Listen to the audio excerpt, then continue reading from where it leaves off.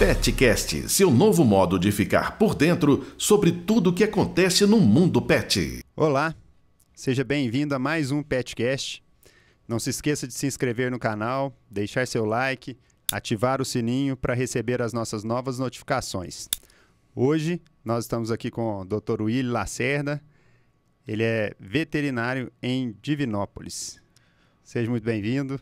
Prazer, doutor Paulo, é um prazer imenso poder estar aqui no seu Petcast aqui da VetPet, né? A cidade maravilhosa de Lavras, e estamos aí para a gente poder bater um papo a respeito desse mercado tão interessante que é o mercado da veterinária, né? Que nos dá tanta alegria em exercer essa profissão. Willy, você formou onde? Ô Paulo, eu formei pela Universidade Presidente Antônio Carlos, né? Que eu concluí os meus estudos lá, e com a sede dela que foi colocada em Bom Despacho, né? E eu concluí os estudos lá, eu vim de outra faculdade e tudo, e concluí lá. Hoje já passou por várias instituições, lá não é a mesma universidade mais, né? E hoje você atua no mercado como volante, né? Hoje eu estou na área de pequenos animais, né? A gente começou no bovino, em virtude de ser filho de produtor rural e tudo. Só que assim que eu receber o leite eu te pago, não estava dando mais, né? Então, aí a gente acabou migrando para a área de pequenos animais e a gente já tem mais de 15 anos que a gente está na volância em atendimentos domiciliares, né? Na cidade de Divinópolis. Ser um veterinário volante é um pouco mais complexo, né? O pessoal às vezes pensa, é bom porque você trabalha a hora que você quer, você não tem muita questão de horário, você tem mais flexibilidade, mas em contrapartida também você tem gastos com deslocamento, você tem o tempo que você demanda para deslocar de uma residência para outra, de um atendimento para outro. Justamente.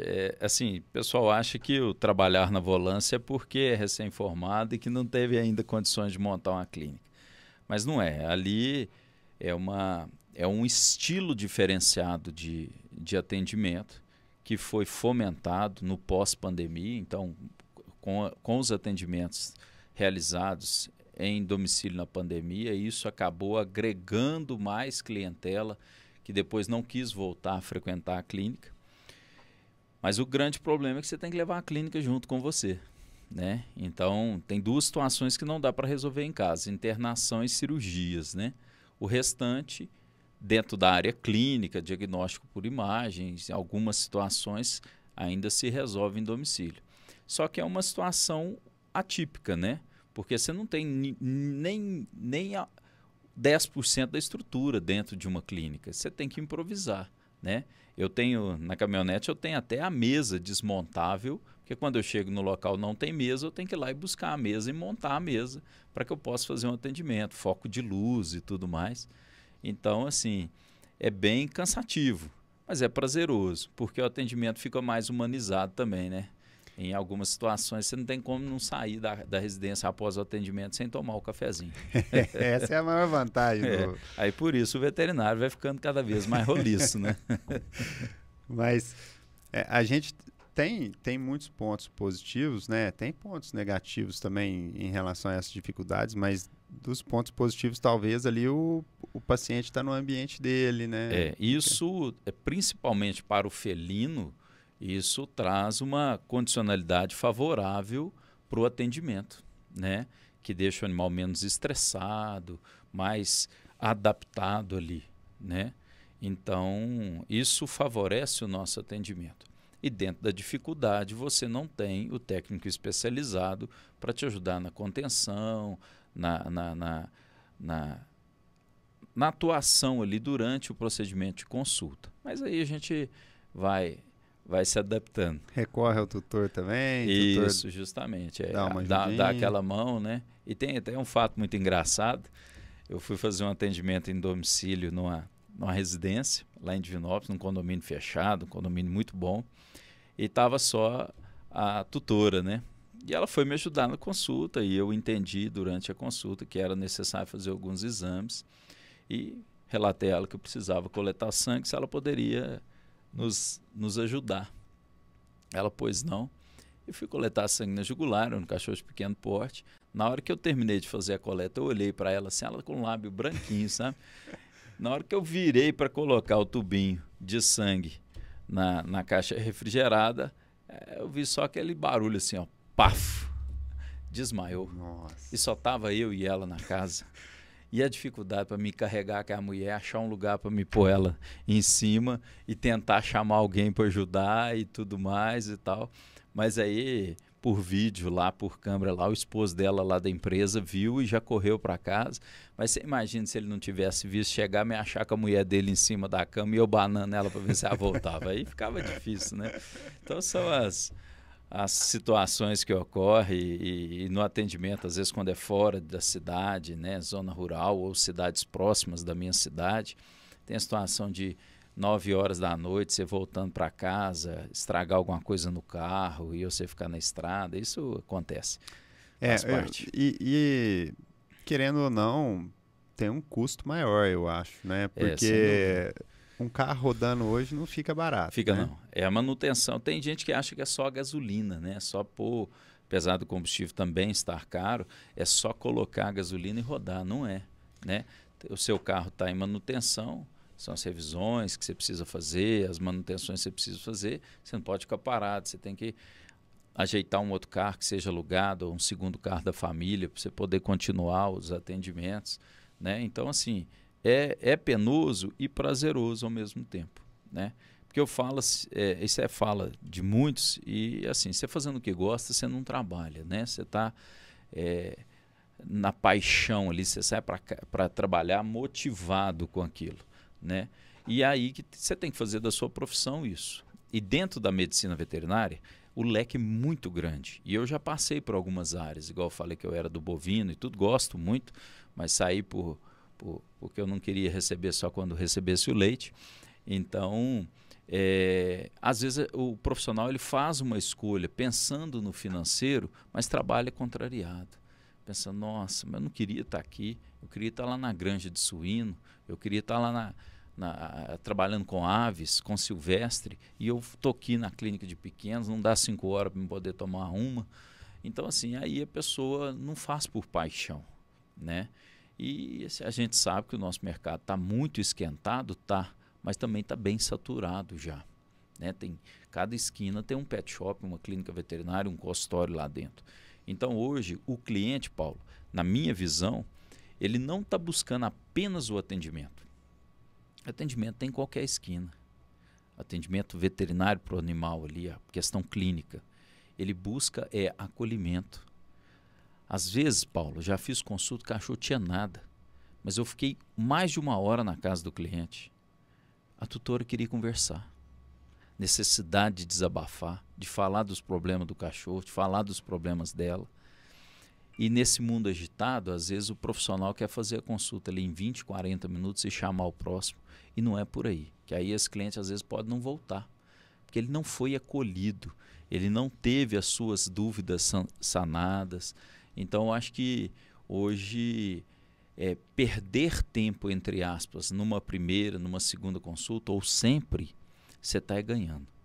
Você fideliza o cliente. Eu vejo isso também. O perfil do cliente, ele mudou muito, principalmente após a pandemia. Sim.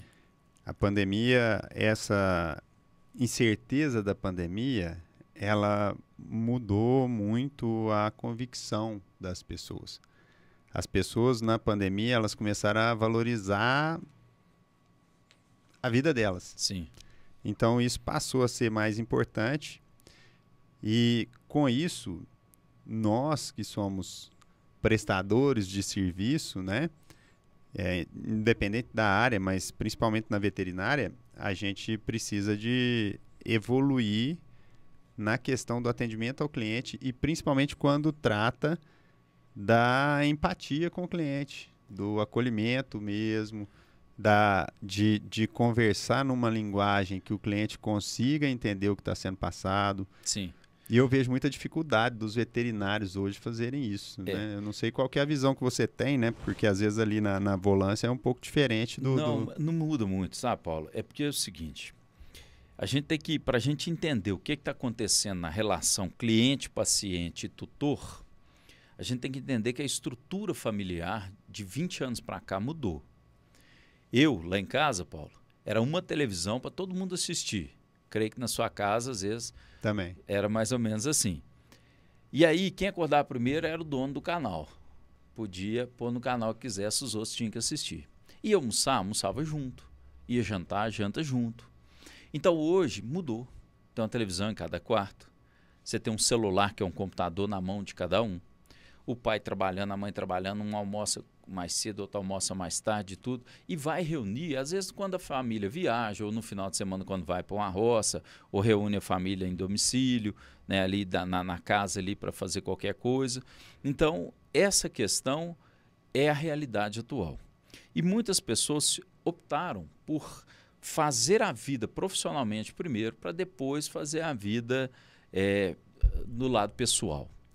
E aí a gente encontra muitos tutores jovens ali de até 35 anos que ainda não casaram, que tem um pet em casa. E o pet, às vezes, mora só a pessoa e o pet.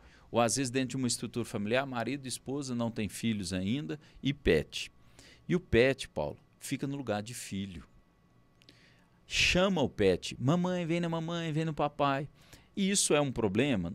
Não vejo como problema, mas eu vejo que a pessoa está transferindo e humanizando o pet. E aí joga uma responsabilidade muito grande na gente, como veterinário, no atendimento desse filho pet, né? E aí, com isso, o que acontece? Você é obrigado, entre aspas, a prestar todo o esclarecimento durante a consulta, a conversar, a bater papo, a sanar dúvida, disponibilizar um WhatsApp para a pessoa tiver qualquer contratempo lá, poder entrar em contato. E isso é totalmente compreensivo, né? Por exemplo, eu tenho os meus filhos. Sim. Se o pediatra deles não me desse o telefone pessoal... Você não voltava. Eu posso nunca ter usado, mas eu precisava ter aqui. Sim. Usei. E às vezes que eu usei, se ele não poderia me atender naquele momento, ele indicava um colega, um local para eu ir, e aí eu ia com uma confiança maior. Sim. Né? E isso eu vejo que é uma dificuldade muito grande ainda do veterinário. A gente tem muitos veterinários que eles não querem passar o telefone, que seja um telefone profissional, um número profissional, mas um número que ele realmente tenha uma atenção ali nos horários para que ele oriente aquele cliente, né, que é tutor do paciente, que é o pai de pet, a mãe de pet ali, para o que ele vai fazer. Se, não, olha, isso é tranquilo, só faz isso aí, né, já dá uma soluçãozinha ali na hora para aquele problema, ou então, não, olha, isso realmente você precisa de um atendimento, eu estou indisponível agora, mas você pode ir em tal lugar vai te atender bem, vou ligar lá, já vou explicar. Às vezes você está na praia tomando cerveja... E o telefone toca. O telefone toca, você continua ali tomando cerveja de frente pro mar, esse solzão aí que tá esses dias, né?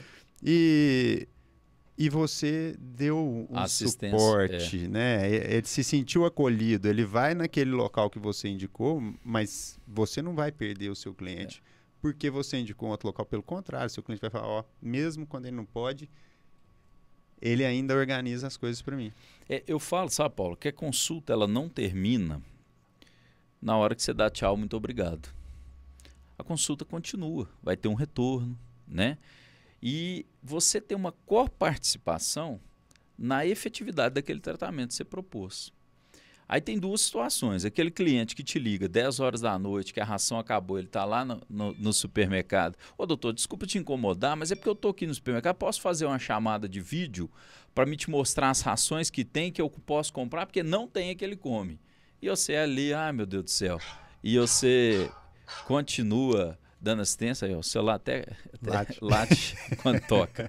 E tem aquele cliente que, às vezes, por falta de instrução, ou por falta de ler a receita, faz algumas situações e fala assim, doutor, mas não melhorou a ferida, tá do mesmo jeito. Aí é quando a gente olha assim, coloca o cone do lado do avesso, ao contrário, não sei se a câmera consegue pegar aqui, acho difícil, né? Depois você manda essa imagem para o Raul. Ele... O cliente colocou o cone, em vez de colocar nessa posição, colocou ao contrário. E o cachorro ficou igual uma foca, nem andar não andava, mas continuava lambendo aonde era a ferida. E eu falei, me manda a foto. E a pessoa ainda mandou a foto aqui.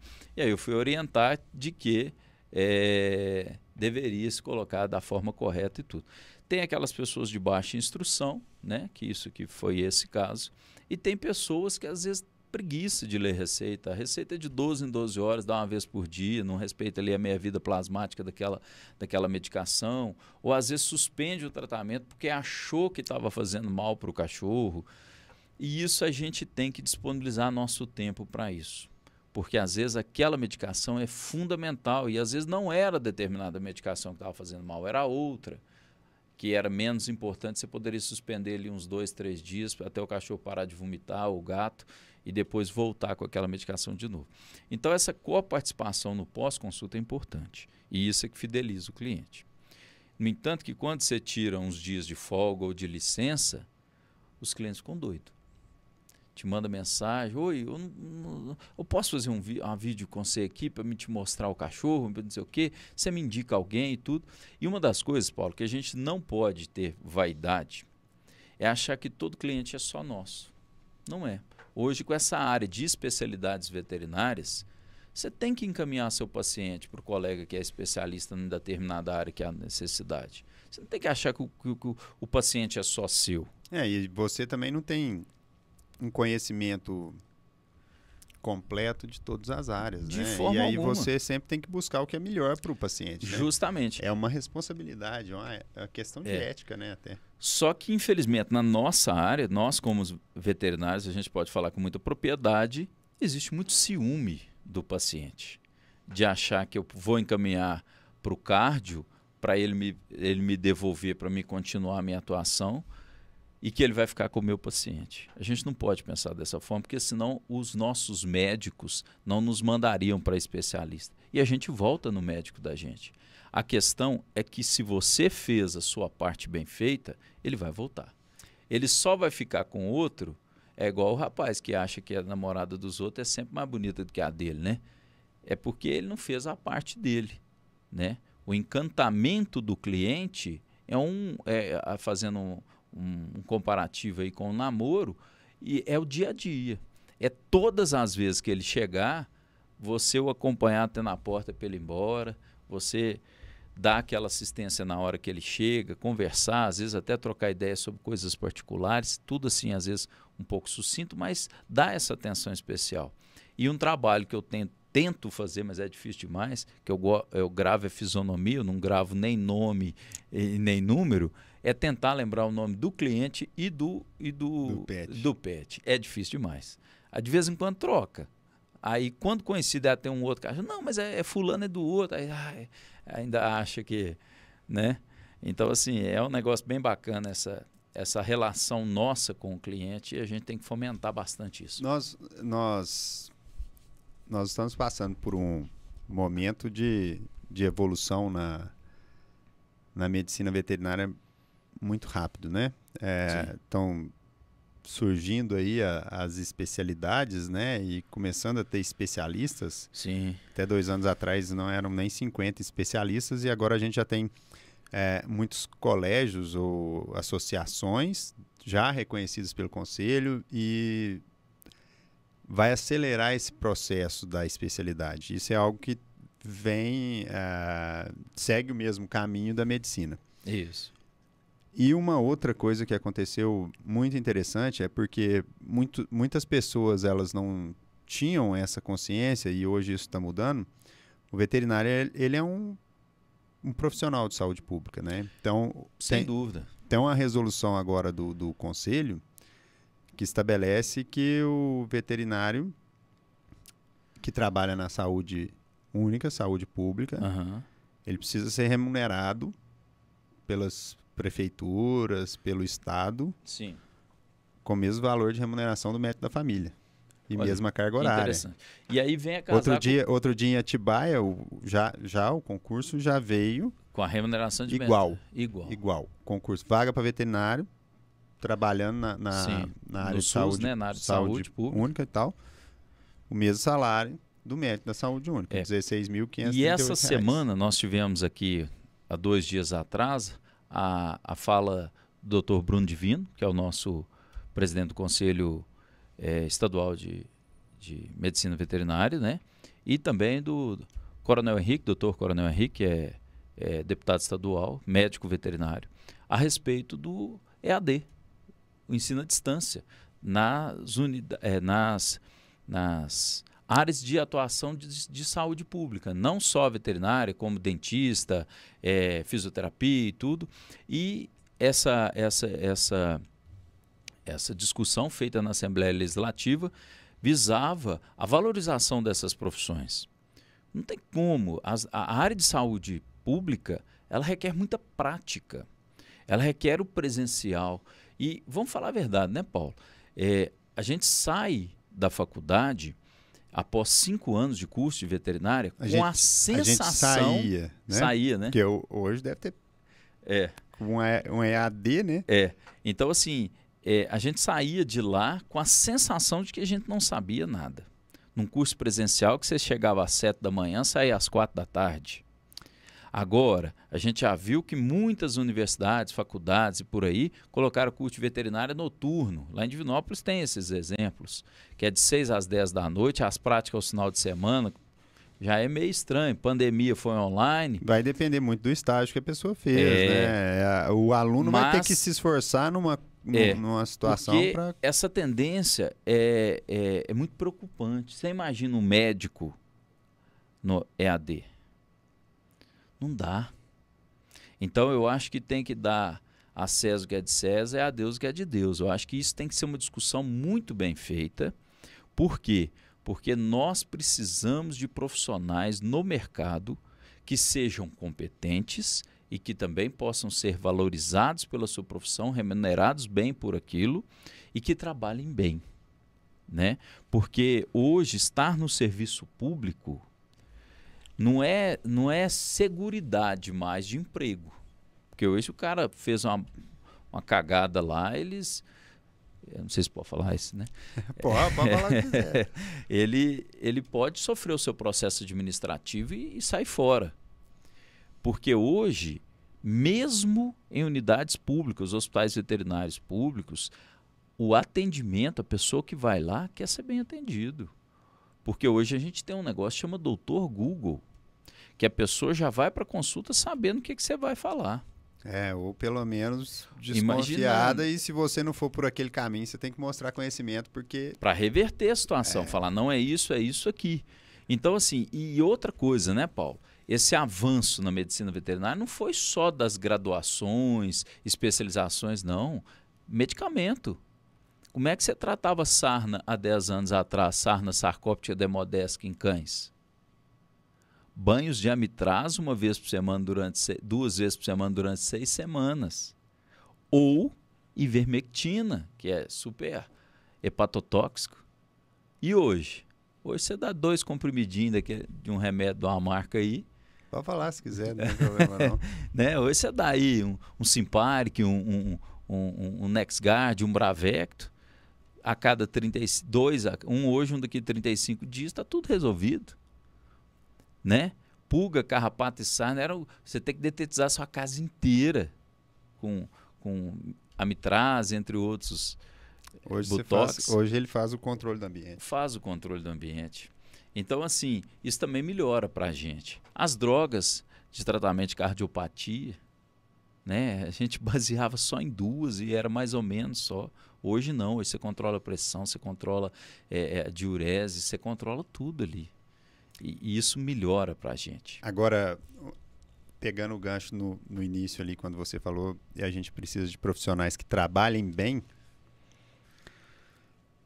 o veterinário ele acha que trabalhar bem é ter elevado nível de conhecimento técnico. É importante. Mas trabalhar bem é você atender bem o seu cliente, é você não deixar seu cliente esperando, é você dar um retorno para o seu cliente, é você pedir um feedback para o seu cliente de como está sendo o tratamento, se está conseguindo fazer as medicações ou não. É você agendar o retorno, independente de qual seja, ou não, independente ele já de qual agendado. seja, você agendar o retorno, você avisar do retorno, você querer que esse paciente vá até o retorno e fazer um retorno, uma data de retorno compatível com o problema. Sim. Porque não adianta você fazer uma data de retorno para 15 dias de um problema que às vezes é agudo. E aí vai esperar 15 dias. Não dá. No meio do caminho, você tem que ter contato com esse cliente. Tem.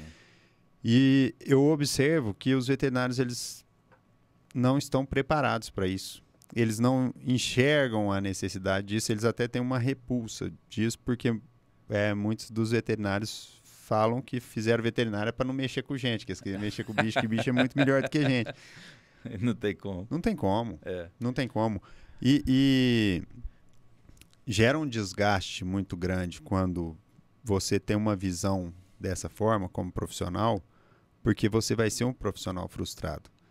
Porque você pensa, gente, mas tecnicamente eu sou muito superior, às vezes, àquele determinado colega, mas aquele colega tem muito mais cliente que eu, o cliente não sabe selecionar. Não. Deixa eu te falar, não adianta você ser superior ao colega tecnicamente se o seu tratamento não der resultado. E o seu tratamento não vai dar resultado porque você não tem comunicação. Porque você não consegue comunicar com o cliente.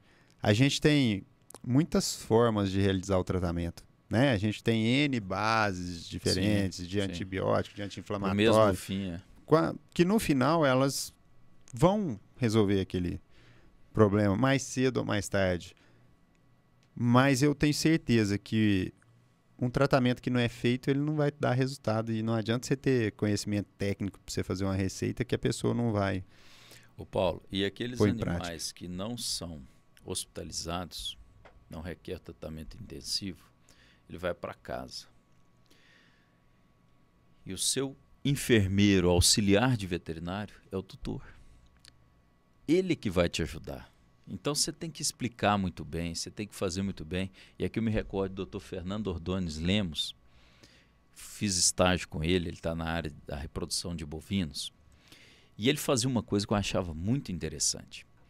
Na hora que a gente chegava para fazer os atendimentos nas fazendas, ele sempre levava um agrado para o retireiro, para o gerente da fazenda. Um dia eu perguntei para ele, falei, doutor, mas de jeito seu salário vai todo embora, hein? Cada fazenda que vai, você leva um tanto de coisa para o povo lá, o que é isso? Ele falou assim, não, o meu parceiro é esse pessoal. Para mim ir até F lá dar certo, eu dependo dele. É no manejo, é na nutrição, é nas vacinações, na observação. Então, o médico veterinário de pequenos animais, ele tem que lembrar que o auxiliar de veterinário dele é o tutor. Então, se ele não explica uma receita e faz errado e o tratamento não dá certo, depois vai, teoricamente, falar, doutor, seu tratamento não deu certo. Você vai conferir, fez tudo errado. Então, essa parceria entre tutor e veterinário, isso é importante. E o veterinário hoje, seja em atendimento em domicílio, seja em atendimento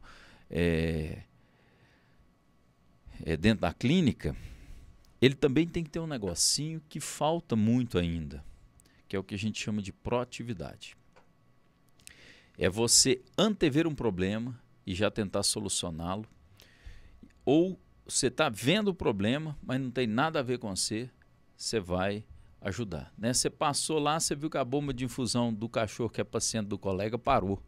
Ah, não, é do colega, eu vou passar direto. Não, vai lá, para, arruma, chama o colega, né? E eu acho que essa parceria é muito importante, porque nós, em comparativo com a medicina humana, a gente faz tudo. Hoje a gente faz até exames laboratoriais dentro da clínica, exames de imagem dentro da clínica. Isso também isso também é um problema que a gente não vai conseguir mais resolver, porque esse daí ficou enraizado e isso é questão de investimento em estrutura e tudo mais. E também de já ter enraizado essa ideia no cliente. O que acontece? Você vai num consultório, paga consulta para o médico. Sim. Às vezes ele vai te encaminhar para um outro especialista ou para um especialista, aí você vai e paga a consulta para o especialista. Segunda consulta, isso. Aí esse especialista vai solicitar exames. Aí você vai no laboratório, paga os exames no laboratório. Perfeito. Não é o médico que vai te avisar que o exame chegou. Você tem que pegar o exame no laboratório e levar até o médico. Perfeito.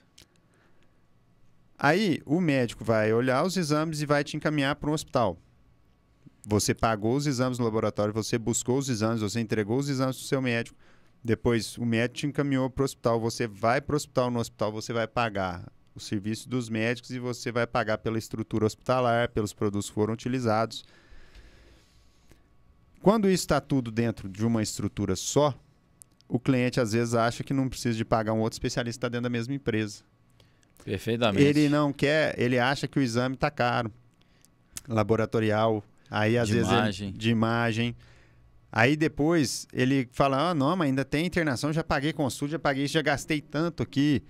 Só que aí, quando a gente volta para a medicina, você teve que se deslocar de carro, você teve que agendar, você teve que adiar ou antecipar compromisso para você ter um espaço na sua agenda para você ir até o primeiro médico. Depois você teve que fazer a mesma coisa para o segundo médico. Depois você teve que ir até o laboratório, você teve que ficar de olho no exame do laboratório. E aí você pegou o resultado, você voltou naquele médico para você entregar o exame para ele. Depois você foi para o hospital. Quer dizer, você teve um custo enorme com o deslocamento, você teve um custo de vários pagamentos que você teve ali, você teve um custo de perda de tempo, não é?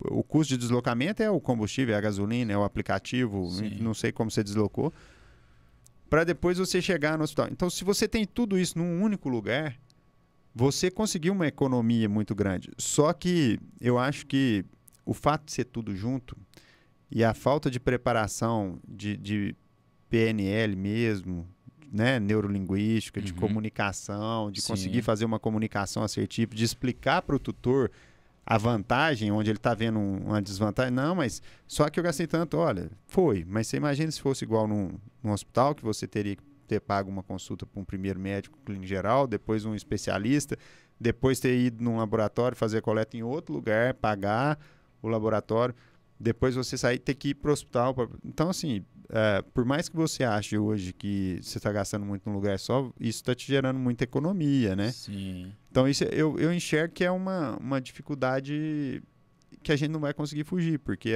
a veterinária caminhou um pouco. Hoje, os pets eles têm um atendimento muito mais humanizado do que o ser humano. Por quê? Você tem consulta em domicílio para o seu pet. Algumas situações você consegue até diagnóstico por imagem em domicílio. Você tem a secretária do veterinário ou o próprio veterinário que te liga, que te lembra de vacinação, que te lembra do retorno, que faz isso, que faz aquilo. E na medicina humana, muitas das vezes, não.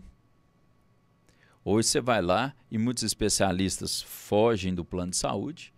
Você vai lá, paga uma consulta particular. Você que tem que ir lá fazer o exame, você que tem que marcar com a secretária dele o retorno. Ou seja, nós estamos na frente nisso. Só que, como o veterinário era tudo na bagunça antigamente, assim, eu falo, não tinha esse atendimento tão especializado, essa virada de chave está difícil. Porque hoje, por exemplo, Paulo, antigamente tinha muito assim, tem recurso não, vamos fazer eutanásia. Não era assim? Até 2010, a leishmaniose era diagnóstico fechado e eutanásia. E você tinha que fazer a notificação caso o proprietário não aceitasse a eutanásia. Hoje não. Hoje você tem uma sobrevida imensa para o paciente positivo para a leishmaniose. Né? As coisas evoluiram muito em termos de tratamento. E é muito difícil hoje você ter uma pessoa virar e falar assim, meu cachorrinho, 17 anos, cardiopata, isso e aquilo. Ô doutor, tem jeito, não vamos fazer eutanásia? Não. Hoje, normalmente, é um consenso, porque a eutanásia é quando a patologia é incompatível com a vida. Você sabe que vai morrer hoje ou amanhã vai morrer, então você vai deixar agonizando e tudo e tal. Então, assim, hoje o pessoal tem essa consciência e a gente vê muitos canais no YouTube, no Instagram, de proteção animal. E nós temos essa responsabilidade como profissionais de saúde pública, de orientar, porque é muito bom ter um pet. Maravilhoso. Eu tenho um barãozinho lá em casa, lá dentro de casa e tudo. É muito bom. Só que a gente também tem que ter responsabilidade quanto a isso. Porque existem zoonoses, tanto de pequenos animais como para grandes animais, né, aves e tudo mais. Então, eu acho que o médico veterinário hoje, ele tem que se portar e ser colocado dentro do seu papel, que é um agente de saúde pública. Ele é um médico veterinário. E as pessoas estão esquecendo dessa palavrinha que vem antes, que é o médico. Médico dos animais, né? E nós, como agentes de saúde pública, é de fundamental importância as nossas orientações. Eu e minha esposa nós estamos com o Henrique, de 8 meses, lá em casa, e a Mariana, de 6, e nas consultas que havíamos feito junto dos meninos, né, durante a gestação, a Jamila não gostava que eu ia nas consultas, porque a consulta durava o dobro do tempo, porque ali aquele bate-papo ali com a profissional que estava atendendo ela, e o negócio rendia. Ela falou, não vou te levar na próxima consulta não, porque 2 horas de consulta, é igual um dia lá nós fomos conversar sobre toxoplasmose com a obstetra dela, a consulta e o povo tudo esperando, querendo matar a gente lá na recepção. Mas é importante essa interação, médico veterinário, profissionais da área ligadas ao agronegócio com médico veterinário, zootecnista com médico veterinário. Por isso que é importante a valorização dessas profissões, porque reflete em saúde pública para a população.